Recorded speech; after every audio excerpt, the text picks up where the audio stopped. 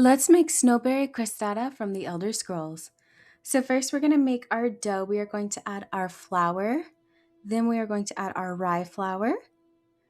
Next we're going to add some salt. Then we are going to add our brown sugar.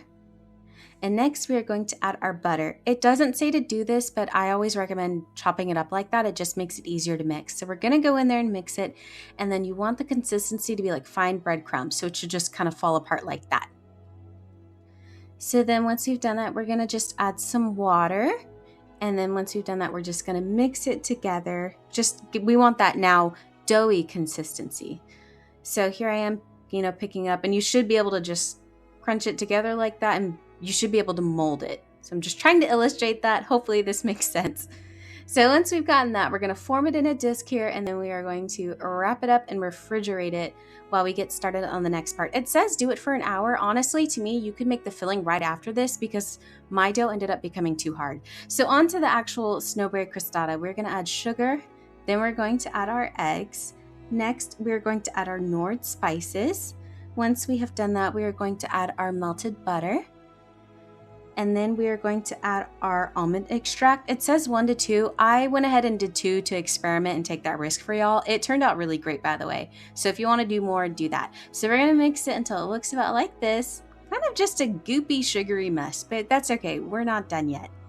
So now we are going to start sifting in our flour and begin mixing it there. And I did it in a few different batches. Don't do it all at once. Just add some, mix it well together, and just repeat until you've done it all.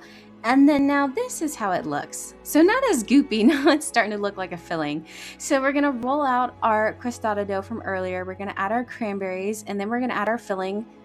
And also make sure you poke in holes with a fork. I forgot to do that. Mine turned out fine, so if you forget, it's okay, but don't be like me. So then we're gonna add our sliced almonds now. I added a little more than the recipe called for, just because I had a little extra, but it wasn't too much. So then we're gonna come back in and use the rest of our cranberries and top it, and then we're gonna begin folding in our dough just to form, we're gonna do a dome.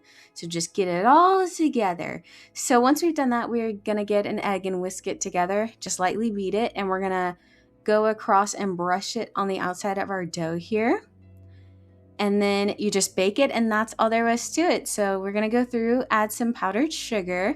Yes, the cranberries are very tart. I honestly wanna make this with just blueberries or a combination of them. So it's like sweet and tart together, but this was really delicious. It's not a dessert I normally make, but it was super tasty, not too sweet.